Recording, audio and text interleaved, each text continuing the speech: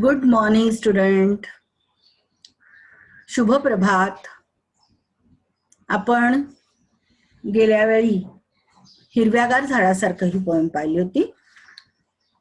आज आपण स्वप्न करू साकार ही जी पोएम आहे, कवी आहेत किशोर पाठक, जन्म 1952. स्वप्न साकार करणे म्हणजे स्वप्न पूर्ण करणे, टू फुलफिल वन्स ड्रीम. त्याला आपण स्वप्न करू साकार असे म्हणतो. आता आपण कवितेचा आणि कवीचा परिचय पाहूया. पहिल्या कडव्यामध्ये, पहिल्या तुमच्या याच्यामध्ये उतार्यात काय असतो? पहिला कवीचा परिचय असतो आणि नंतर कवितेचा आशय, म्हणजे या कवितेत नेमकं कवीने कोणती प्रतिभाशक्ती मांडलेली आहे, काय सांगितलेलं आहे, कोणता संदेश दिलेला आहे, कोणतं मूल्य सांगितलेलं आहे, हे सांगितलेलं असतं. तर आता आपण पहिल्यांदा कवीचा परिचय पाहूया. किशोर पाठक, जन्म 1952, सुप्रसिद्ध कवी. यांनी लहान मुलांसाठी लिहिलेल्या रिंग रिंग रिंगण, कोणत्या? रिंग रिंग रिंगण काव्य संग्रहास बालकुमार साहित्य संमेलनाचा ग ह पाटील पुरस्कार प्राप्त झालेला आहे, त्यांना मिळालेला आहे. आता त्यांचं साहित्य लेखन कोणतं आहे? तर कविता संग्रह त्यांचे कोणकोणते आहेत? तर पालव, निरूपण आणि आभाळाचा अनुस्वार हे त्यांचे कविता संग्रह आहे. बालकाव्य संग्रह कोणता आहे? तर रिंग रिंग रिंगण. ललित लेख संग्रह कोणता आहे? तर पाण्यातला दिवा. आता या कवितेमध्ये कवी किशोर पाठक यांनी उज्ज्वल भविष्याचे स्वप्न चित्रित केले आहे, रेखाटले आहे. प्रस्तुत कवितेद्वारे कृषी संस्कृती, श्रमप्रतिष्ठा, एकतेचे सामर्थ्य या मूल्यांचे, या व्हॅल्यूंचे इम्पॉर्टन्स, महत्व त्यांनी सांगितलेले आहे. नेहमीप्रमाणे मध्ये मध्ये ज्यांना खूपच मराठीचा प्रॉब्लेम आहे अशांसाठी मी हिंदीत सुद्धा एक्सप्लेन करते, म्हणजे ती कविता तुम्हाला जास्तीत जास्त चांगल्या प्रकारे समजेल. तेव्हा सगळ्यांनी वही आणि पुस्तक घेऊन रेडी राहायचं आहे. ये पोएम में कवि ने जो फ्यूचर जनरेशन है उनके भविष्य के बारे में कुछ बताया है. आगे जाके देखते हैं कि कृषि संस्कृती, श्रम प्रतिष्ठा, एकतेचे, एकजुटीचे सामर्थ्य उन्होंने ये पोएम में स्पष्ट किया है. या कवितेत त्यांनी स्पष्ट केलेला आहे. कृषि संस्कृती मतलब खेतीबाड़ी, श्रम प्रतिष्ठा मतलब जो मेहनत, कष्ट, हार्ड वर्कर है वो लोगों के बारे में बताया है. एकतेचे सामर्थ्य मीन्स एकजुट, मिलजुल के रहे. ये जो मूल्य है, ये मूल्यों का महत्व इस पोएट ने स्वप्न करूं साकार ये पोएम में बताया है. ये जो मूल्य है सारी, कृषि संस्कृति, श्रम प्रतिष्ठा एंड एकजुटीचे सामर्थ्य, इसका महत्व ये पोएम में बताया है, इस कविता में बताया है. अभी हम लोग नेक्स्ट स्लाइड में जाएंगे. पहली हम पूरी कविता पढ़ेंगे, आप भी मेरे साथ पढ़ोगे, और उसके बाद हम लोग एक एक स्टैंजा लेके उसका स्पष्टीकरण, भावार्थ, मीनिंग समझ के लेंगे. तो चलो बच्चों, मैं पढ़ रही हूं ये पोएम, तो आप भी मेरे साथ पोएम पढ़ना. ओके. या देशाच्या मातीवरती अमुचारे अधिकार, नव्या पिढीचे नव्या युगाचे स्वप्न करू साकार. फुला मुलातून हसतो श्रावण, मातीचे हो मंगल तनमन. चैतन्याचे फिरे सुदर्शन, शेतामधुनी पिकवू मोती, धन हे अपरंपार. या हातानी यंत्र डोलते, श्रमशक्तीचे मंत्र बोलते, उद्योगाचे चक्र चालते, आभाळावर उत्क्रांतीचा घुमवू या ललकार. हजार आम्ही एकी बळकट, सर्वांचे हो एकच मनगट. शक्तीची ही झडते नौबत, घराघरातून जन्म घेतसे, तेज नवा अवतार. या विश्वाची विभव संपदा, जपू वाढवू आम्ही लाखदा. हस्त शुभंकर हवा एकदा, भविष्य उज्ज्वल या देशाचे, करूया जय जयकार. आता आपण मुलांनो ही सगळी पोएम एकदा आपण वाचली आहे, कवितेचं पठण केलेलं आहे. आता आपण एक एक स्टांजा घेऊन त्याचा भावार्थ, त्याचं मीनिंग, त्याचं स्पष्टीकरण आपण पाहूया. चला तर आपण नेक्स्ट स्लाइड कडे वळूया. या देशाच्या मातीवरती अमुचारे अधिकार, नव्या पिढीचे नव्या युगाचे स्वप्न करू साकार. मतलब इस देश की जो मिट्टी है, उस मिट्टी पे मेरा अधिकार है. अधिकार मीन्स हक, राइट. साकार मतलब पूर्ण, टू फुलफिल.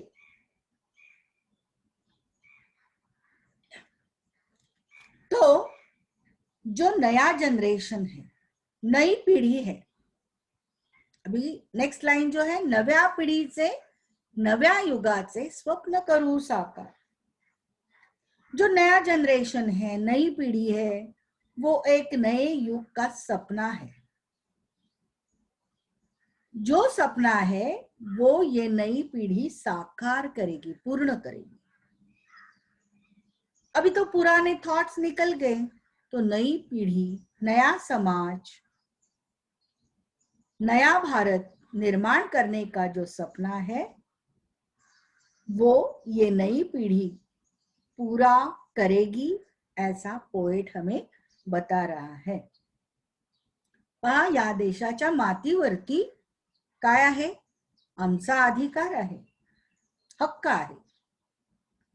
आता जी नवी पिढी आहे, नया जनरेशन आहे, नवीन ही पिढी आहे, ती नव्या युगाचं जे स्वप्न आहे ते पूर्ण करणार आहे.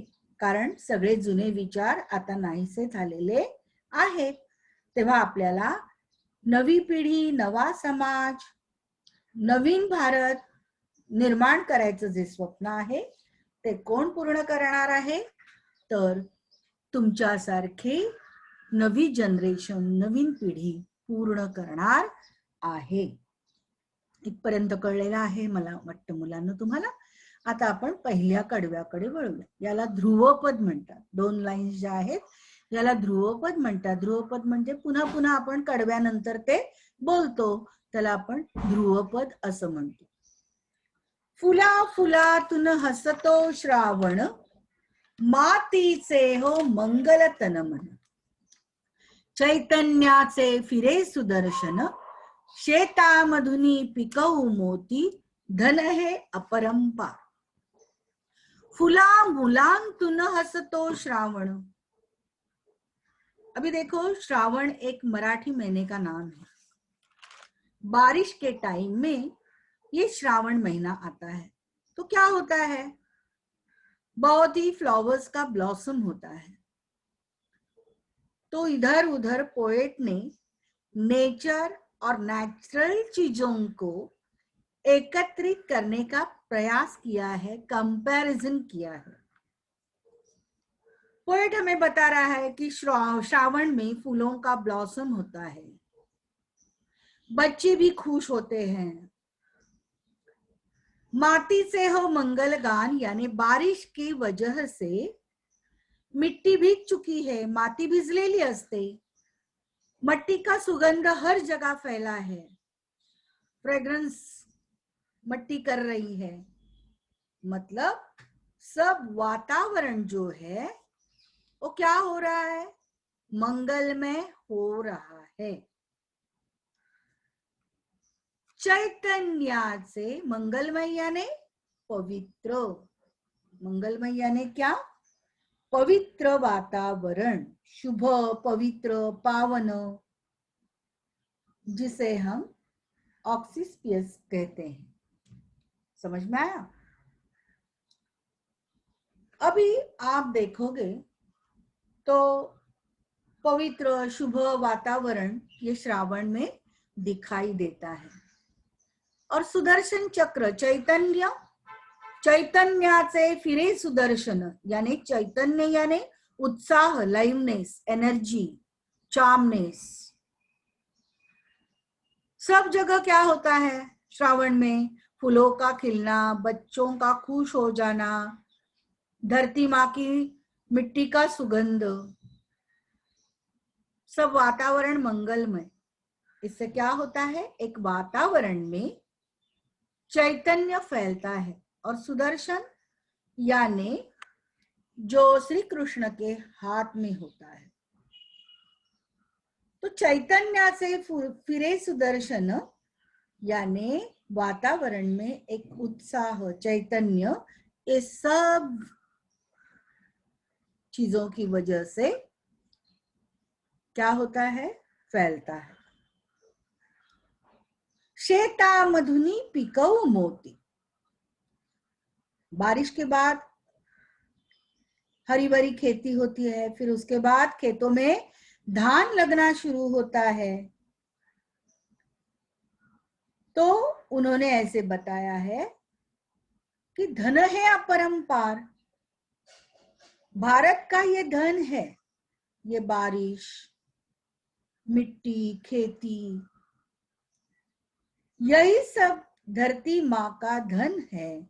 ये पोएट ने, ये कवि ने बताया है कि ऐसे खेतों में जब धान लगना शुरू होता है और ये सभी चीजें जो है, बारिश है, मिट्टी है, खेती है, ये सब हमारी धरती माँ का क्या है, धन है, संपत्ति है। ऐसे हम खेती में क्या करेंगे, मोती उगाएंगे और ऐसे धन हम संभाल के रखेंगे। समझ में आए आपको? ये स्टैंजा समझ में आया, इसका मीनिंग भी समझ में आया है। नेक्स्ट स्टैंजा की तरफ हम लोग नेक्स्ट स्लाइड में जाएंगे। या हातानी यंत्र डोलते, श्रम शक्तीचे मंत्र बोलते, उद्योगाचे चक्र चालते, आभाळावर उत्क्रांतीचा घुमवू या ललकार। ये जो हाथ है, ये हाथ हार्ड वर्क के लिए माना जाता है।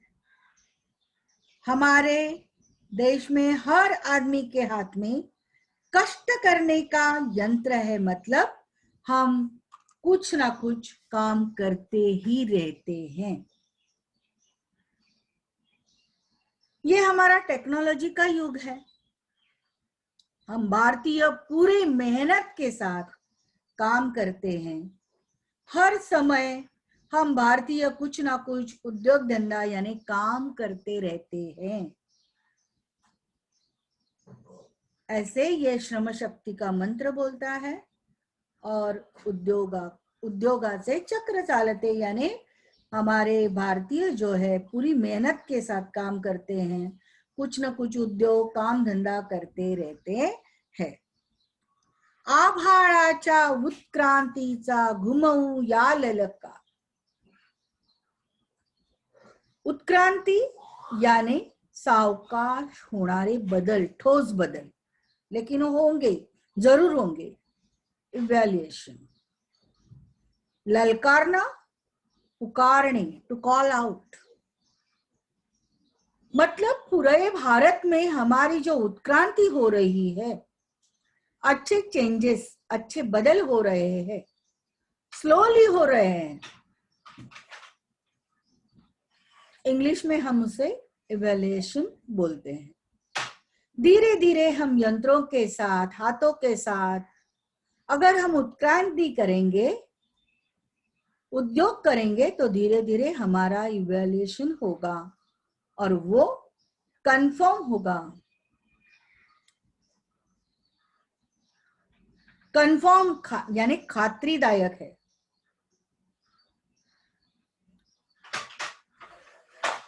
समझ में आया आपको? तो उत्क्रांति यानी सावकाश होणारे ठोस बदल, इवैल्यूएशन. एवोल्यूशन. एंड ललकारने मीन्स पुकारने, टू कॉल आउट. अभी हम नेक्स्ट स्टैंजा में जाएंगे. हजार आम्ही एकी बळकट, सर्वांचे हो एक समनगट, शक्तीची ही झडते नौबत, घराघरातून जन्म घे तसे तेज नवा अवतार. हम भारतीय, इंडियन, हम हजार मात्रा में भारतीय है, भारत में है, लेकिन हमारी यूनिटी, एकता, हमारा देश सेक्युलर स्टेट है. हमारे देश में अलग अलग धर्म, जाति, रूढ़ी, परंपरा है. तो ये सेक्युलर स्टेट में ये परंपरा जो है, धर्म है, जाति है, रूढ़ी है, परंपरा के बावजूद भी हमारी यूनिटी है, एकता है. हमारा मनगट, मनगट यानी रिस्ट. तो पोएट ने हमें बोला है, बताया है कि हमारी जो ताकत है, मनगट की शक्ति है, वो एक है. बड़कट यानी मजबूत, स्ट्रॉन्ग. मनगट यानी हाताचा पंजा, रिस्ट. अवतार यानी रूप, फॉर्म. एंड नौबत, नौबत झडणे मीन्स विजय साजरा करणे. शक्तीची ही झडते नौबत, टू सेलिब्रेट अ विक्ट्री. उसे हम क्या कहते हैं? नौबत. तो बच्चों ये ध्यान में रखे कि हम इंडियन हैं, हम हजार मात्रा में हैं, लेकिन हमारी यूनिटी, हमारी एक ही, उसे कोई हमें अलग नहीं कर सकता. हमारा भारत देश धर्मनिरपेक्ष राज्य है, सेक्युलर स्टेट है. हमारे देश में धर्म, जाति, रूढ़ी, परंपरा के बावजूद भी हमारे इसमें यूनिटी है. हमारा मनगट, हमारा हाथ का पंजा जो है, रिस्ट है. हमारी जो ताकत है उसमें यूनिटी है, एकता की शक्ति है. और इस शक्ति की वजह से ही हमें हमेशा हम विजय प्राप्त करते हैं, विजय लेते हैं. हमारे भारत के घर घर में एक एक बच्चा ऐसा जन्म लेता है, घराघरातून जन्म घे तसे तेज नवा अवतार. ऐसा बच्चा जन्म लेता है जो आगे, बच्चा हमारे देश को आगे लेके जाता है. वो तेजस्वी बच्चा है, तेज नवा अवतार. अवतार का मैंने मीनिंग बताया आपको कि अवतार यानी रूप, फॉर्म. वो तेजस्वी बच्चा जो है हमारे देश को प्रगति की तरफ लेके जाता है. म्हणजे घराघरातून असा एक एक तेजस्वी मुलगा जन्म घेतो की तो आपल्या देशाला प्रगती पथावर नेतो आणि प्रत्येक प्रकारची प्रगती तो करतो, एक नवी शक्ती निर्माण करतो. फॉर एग्जाम्पल जो शिवाजी महाराज है, लोकमान्य तिलक, महात्मा गांधी, तो ये सभी जो है ये तेजस्वी बच्चे हैं जिन्होंने विजय प्राप्त कर लिया है, विक्ट्री की है. तो ऐसे अवतार हमारे भारत देश में हर एक घर घर में जन्म लेते हैं और अपनी देश को आगे लेके जाते हैं और प्रगति की तरफ लेके जाते हैं. ये समझ में आया होगा, हे तुम्हाला समजलेलं आहे नक्की. आपण आता पुढच्या स्टँजाकडे वळूया. या विश्वाची विभव संपदा जपू वाढवू आम्ही लाखदा, हस्त शुभंकर हवा एकदा, भविष्य उज्ज्वल या देशाचे करूया जय जयकार. विभव ऐश्वर्य किंवा संपत्ती, वेल्थ. शुभंकर शुभदायक, हितकर. Auspicious, good. हमारा विश्व, पूरा वर्ल्ड जो है उसमें विभव ऐश्वर्य संपत्ति वेल्थ है. हमें उसका अच्छे से क्या करना है? जपू वाढवू आम्ही लाखदा. मीन्स हमें वो ऐश्वर्य संपत्ति उसका अच्छे से ख्याल रखना है. जो नेचुरल रिसोर्सेस है सभी का हमें केयर रखना चाहिए. मैन मेड है उसका लाखदा मतलब बहुत रक्षण करना है, संवर्धन करना है, उसे बढ़ाना है, इंक्रीज करना चाहिए. और जो शुभदायक है, हितकारक है, ऑस्पिशियस है, तो हमें उसमें शुभ आशीर्वाद देने की हाथों की क्या है? जरूरत है. शुभ हो जाए अशा या भविष्य उज्ज्वल असणाऱ्या देशाचा, मायभूमीचा आपण जय जयकार करूया. अभी देखो, मैंने ये आपको हिंदी में बताया, अभी लास्ट स्टैंजा का मैं मराठी में भी एक्सप्लेनेशन दे रही हूं. या जगात सर्वत्र ऐश्वर्य आणि वैभव काय करत आहे? नांदत आहे. मैंने बताया विभव यानी ऐश्वर्य, विश्व यानी वर्ल्ड, विभव संपदा, संपदा मतलब भी संपत्ति, धन, दौलत, वेल्थ. ओके. एंड शुभंकर मीन्स शुभदायक, हितकर, ऑस्पिशियस, गुड. ओके. या देशात सर्वत्र आपल्या काय नांदत आहे? वैभव ऐश्वर्य नांदत आहे, टिकून आहे. त्या ऐश्वर्याचे आणि त्या संपदेचे, संपत्तीचे आम्ही काय करू? रक्षण करू, संवर्धन करू. संवर्धन मीन्स टिकवून ठेवू. लाखपटीने हे वैभव आणखीन वाढवू, जे आहे त्याचं तर रक्षण करू, संवर्धन करू. शिवाय आम्ही ते लाखपटीने काय करण्याचा प्रयत्न करू? वाढवण्याचा प्रयत्न करू. त्यासाठी आम्हाला कशाची गरज आहे? तर शुभेच्छा देणाऱ्या, शुभ आशीर्वाद देणाऱ्या हातांची आम्हाला काय आहे? गरज आहे. आणि अशा या भविष्य उज्ज्वल असणाऱ्या देशाचा, मायभूमीचा आपण काय करूया? जय जयकार करूया. म्हणूनच इथे आपण या देशाचं काय करणार आहोत? स्वप्न साकार करणार आहोत म्हणजे स्वप्न पूर्ण करणार आहोत, जे फुलफिल वन्स ड्रीम आहे कवीचे, कवी किशोर पाठक यांचे. ते कोण पूर्ण करणार आहे तर तुमच्यासारखी यंग जनरेशन, तुमच्यासारखी मुलं त्याचं रक्षण करणार आहे, संवर्धन करणार आहेत आणि लाख पटीने ते वाढवणार आहेत. कारण आम्ही भारतीय संख्येने काय आहोत, अगणित आहोत.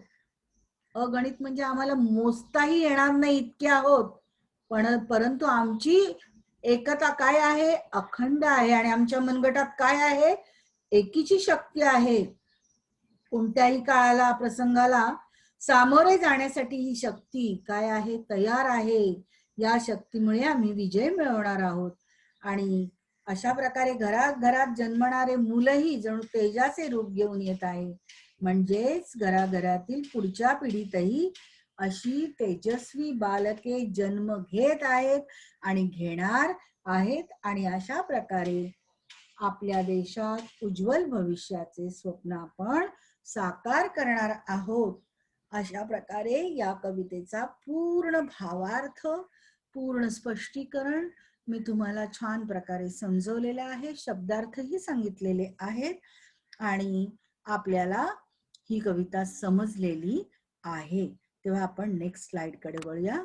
हे सगळ्यांनी लक्ष द्यायचे आहेत. शब्दार्थ जे जे मी तुम्हाला बोलले ते इथे मी तुम्हाला दिलेले आहेत. हे तुम्ही तुमच्या नोटबुक मध्ये लिहायचे आहेत. आणि त्याच्यानंतर मी तुम्हाला कृती संच दिलेले आहेत. तुम्हाला आकलनाचे प्रश्न दिलेले आहेत. ते सगळे तुम्ही पाहून घ्यायचे आहेत आणि ते तुमच्या सगळे वहीत मला लिहिलेले दिसले पाहिजेत. दिसतायत, सगळी उत्तरं पण आहेत आणि स्वमत आहेत. तेव्हा तुम्ही हे सगळं तुमच्या नोटबुक मध्ये लिहायचे आहेत. दिसतायत सगळ्यांना? हे सगळे नजरे खालून तुम्ही घाला आणि सगळ्याच तुमच्या नोटबुक मध्ये मला ते लिहिलेले दिसले पाहिजे. हा तुमचा होमवर्क आहे. आणि या व्यतिरिक्त जे टार्गेट मध्ये प्रश्न आहेत ते सुद्धा तुम्हाला नजरे खालून घालायचे आहेत. ते सुद्धा तुम्ही तुमच्या वहीमध्ये लिहायचे आहेत. ही कविता परीक्षेच्या दृष्टीने अतिशय महत्वाची आहे. छान अभ्यास करा आणि चांगले समजून घेण्याचा प्रयत्न करा. All the best.